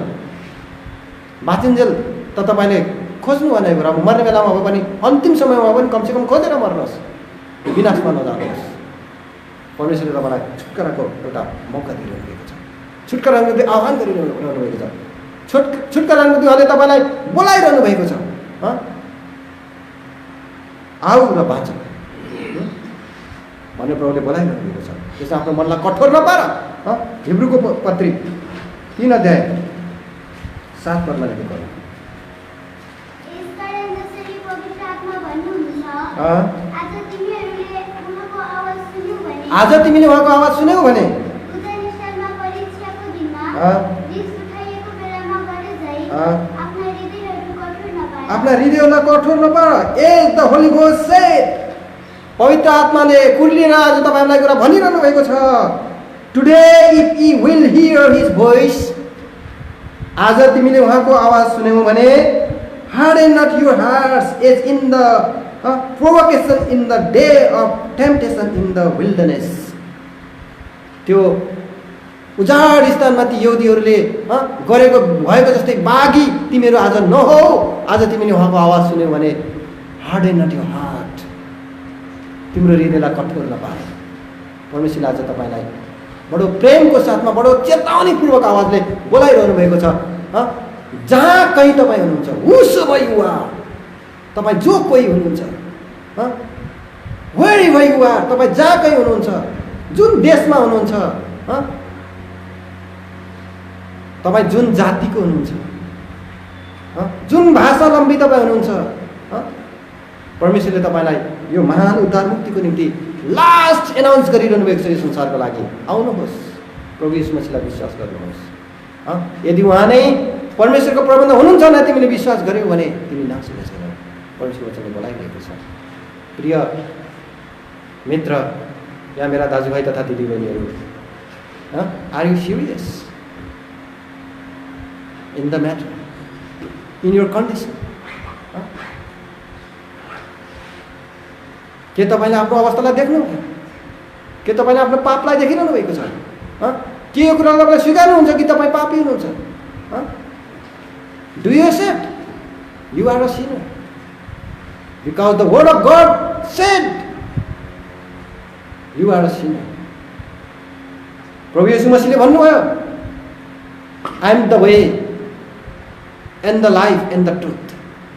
I am the way and the truth and the life. प्रभु यीशु मसीहले भन्नुभयो, म बाटो सत्य र जीवन हो, मद्वारा बाहेक कोही पनि परमेश्वरको राज्यमा प्रवेश गर्न सक्दैन। The way, the life, the truth. यो चाहिँ परमेश्वरको प्रबन्ध यीशु मसीह हुनुहुन्छ। उहाँलाई विश्वास गर्ने मान्छेमा चाहिँ अनन्तको जीवन छ। आज तपाईँ के आज आफ्नो पापलाई मानिलिन चाहनुहुन्छ? प्रभु यीशु मसीह तपाईँको पापका निम्ति मर्नुभयो। Jesus Christ had died for your sin, had died for you. यदि तपाईँले विश्वास गर्नुभयो भने प्रभु यीशु मसीह तपाईँलाई बचाउनको निम्ति आइरहनु भएको छ। बचाउनको निम्ति तपाईँ कहाँ आइरहनु भएको छ? उहाँले 2 हात फैलाएर तपाईँलाई बोलाइरहनु भएको छ। कम अन टु मी। म तिमीलाई बचाउन चाहन्छु, म तिमीलाई जीवन दिन चाहन्छु, म तिमीलाई त्यो शान्ति दिन चाहन्छु। मैले तिमीलाई त्यो अनन्तको शर्मदेखि बचाउन चाहन्छु, अनन्तको जीवन दिन चाहन्छु। अन्तिम समय छँदै मेरो आवाजलाई तिमी सुनेर आयौ भने तिमीले आफूलाई बचाउनेछौ। त्यस कारण आज यो समय हो, लास्ट एनाउन्स यो सारा संसारको निम्ति परमेश्वरको वचनबाट भइरहेको छ। तपाईँले ढिलो गर्नुभयो भने भोलि तपाईँको निम्ति तपाईँ घाटबाट खुत्किनेछ, अनन्तको विनाशमा तपाईँ जानुपर्नेछ। त्यो समय पुरा भएको छ, तपाईँहरूको कानमा आज यो परमेश्वरको वचन पुरा भएको छ। आउनुहोस्, हामी हाम्रो अवस्थालाई स्वीकार गरौँ, मानिलिउँ। तपाईँ विश्वासीको छोराछोरी हुनुहुन्छ, आजसम्म ग्रहण गर्नुभएको छैन भने घुँडा टेक्नुहोस्। आज इमान्दारीपूर्वक कसैले के भन्लान्, बाबुआमाले के भन्लान्, छोडिदिनुहोस् त्यो कुरा। कसैले केही भनेर हुँदैन यहाँनिर। तपाईँले पश्चाताप गर्नु भने जसले पश्चाताप गर्छ त्यसले जित्छ। पश्चाताप गर्नको लागि तयारी हुनुहोस्, मानिलिन तयार हुनुहोस्, घुँडा टेक्न तयार हुनुहोस्। हे प्रभु यीशु मसीह, आइ एम पश्चिम, म एउटा पापी, प्रभु म पापीमाथि दया गर्नुहोस्, म माथि टिठाउनुहोस्। यति प्रार्थना गर्न तयार हुनुहोस्। प्रभु तपाईँलाई बचाउन तयार हुनुहुन्छ, छुटकारा दिन तयार हुनुहुन्छ, तपाईँलाई जीवन दिन तयार हुनुहुन्छ। आउनुहोस्, आफ्ना घुँडा टेक्नुहोस्, आँखा बन्द गर्नुहोस्, इमान्दारीपूर्वक कसैले के भन्ला भनेर नडराउनुहोस्। एकदम एकदम छाती खोलेर आउनुहोस् प्रभु यीशु मसीहका भित्रको व्यथा पोखिदिनुहोस् प्रभुका। प्रभु मैले अट्टेरी गरेँ, अब म गर्दिनँ। आँखा बन्द गरेर भन्नुहोस्, अब म गर्दिनँ, म अब ढिलो गर्दिनँ, भोलि भन्दिनँ। म पश्चाताप गर्न तयार छु, म मेरो पापलाई मानिलिन तयार छु, मेरो हालतलाई स्वीकार्न तयार छु। प्रभु म पापीमाथि दया गर्नुहोस्। तपाईँ मेरा निम्ति मर्नुभयो, गाडिनुभयो, फेरि बौरी रोक्नुभयो। म यो सत्यलाई विश्वास गर्छु, अब आनाकानी गर्दिनँ। प्लिज प्रभु म पापीमाथि दया गर्नुहोस्। तपाईँको रगतले मेरा पापलाई धुनुहोस्। यो प्रार्थना गर्नुहोस्, विश्वासको साथमा गर्नुहोस्। कसैको कर्कपमा होइन, दबाबमा होइन, तपाईँको आफ्नो स्वेच्छाले गर्नुहोस्। परमेश्वरले तपाईँलाई आशिष दिनुहुन्छ। के तपाईँले यो प्रार्थना गरिरहनु भएको छ? तपाईँको भित्री हृदय प्रभुको निम्ति खोलिदिनु भएको छ? त्यसो भने तपाईँले मेरो पछि यो प्रार्थना दोहोऱ्याउनुहोस्। तपाईँलाई मैले सहायताको निम्ति यो प्रार्थना गर्छु। स्वीकार तपाईँको, निर्णय तपाईँको, मेरो तपाईँलाई सहायता मात्रै हो। भन्नुहोस् आँखा बन्द गरेर, घुँडा टेकेर। तपाईँ विश्वासीकै छोराछोरी हुनुहुन्छ भने तापनि, या अरू कोही हुनुहुन्छ भने तापनि, तपाईँ एकान्तमा हुनुहुन्छ या तपाईँको ग्रुपमा हुनुहुन्छ भने तापनि, कसैसित नलजाउनुहोस्, कसैसित नडराउनुहोस्। एकदम स्वस्फूर्ततामा स्वीकार्नु भयो भने स्वस्फूर्ततामा मुक्ति पाउनुहुनेछ। तपाईँ धेरै वर्षको क्रिस्चियन हुनुहुन्छ र उद्धारको अनुभवमा हुनुहुन्न थियो, साँचो पश्चाताप गर्नुभएको थिएन भने पनि घुँडा टेकेर आज पश्चाताप गर्नुहोस्। मेरो पछि यो प्रार्थना गराउनुहोस् र आजको दिनलाई तपाईँले उद्धारको दिन बनाउनुहोस्, नयाँ जन्मको दिन बनाउनुहोस्। इभन तपाईँ कोही पास्टरै हुनुहुन्थ्यो तर उद्धार मुक्तिको अनुभवै तपाईँलाई थिएन भने पनि आज तपाईँले मौका पाइरहनुपर्छ, भोलि पाउनु नै छैन यो मौका। हामीलाई पास्टरको सर्टिफिकेटले स्वर्ग लाँदैन, तर नयाँ जन्मको अनुभवले मात्रै हामीलाई स्वर्ग लान्छ। त्यसकारण यो प्रार्थना गर्न तयारी हुनुहोस्। मानिरहनु भएको छ, स्वीकार्नु भएको छ, त मेरो पछाडि भन्नुहोस्, हे प्रभु यीशु मसीह, म मेरा पापहरूलाई मानिलिन्छु, म पापी छु, आमाको गर्भैदेखि पापी छु। मेरा पापले मलाई तपाईँ परमेश्वरदेखि टाढा बनायो। आज म नम्र भएर हजुरको चरणमा आउँछु। अब म अट्टेरी हुँदिनँ। यो अनुग्रहको समय निश्चय नै अब धेरै छैन। अन्तिम एनाउन्स यो संसारमा भइरहेको रहेछ। प्रभु म स्वीकार्छु, मानिलिन्छु, मेरा पापलाई क्षमा गरिदिनुहोस्। तपाईँको रगतले मेरा पापहरूलाई धोइदिनुहोस्, शुद्ध बनाउनुहोस्। आजदेखि तपाईँको छोरा बनाउनुहोस्। तपाईँको क्रुसको मृत्यु जो मेरा लागि थियो, मर्नुभयो, गाडिनुभयो, 3 दिनपछि बौरेर उठ्नुभयो, यो सत्यलाई विश्वास गर्छु। जुन रगत बगाउनु भयो त्यही रगतले मेरा पापहरूलाई धुनुहोस्, मलाई शुद्ध बनाउनुहोस्। आजदेखि तपाईँ परमेश्वरको सन्तान बनाउनुहोस्। म तपाईँलाई मेरा व्यक्तिगत जीवनका प्रभु र मुक्तिदाता जानेर विश्वास गर्छु। मेरो हृदयको ढोका तपाईँका लागि खोलिदिन्छु। धन्यवाद दिन्छु मेरो प्रार्थनालाई सुन्नुभयो। आजदेखि म तपाईँ कहाँ आउँछु, यसु मसीहलाई पछ्याउँछु। धन्यवाद दिन्छु मेरो प्रार्थना सुन्नुभयो। अब मलाई साँचो सङ्गतिमा डराउनु, जहाँ तपाईँको उपस्थिति छ, जो तपाईँको मण्डली हो, मलाई त्यो सङ्गतिमा डराउनुहोस्। धन्यवाद दिन्छु मेरो प्रार्थना सुन्नुभयो। प्रभु येशूको नाउँमा परमेश्वर पिता सुनेर ग्रहण गर्नुहोस्। आमेन। Subscribe now and press the bell icon. Never miss an update from Tips Official.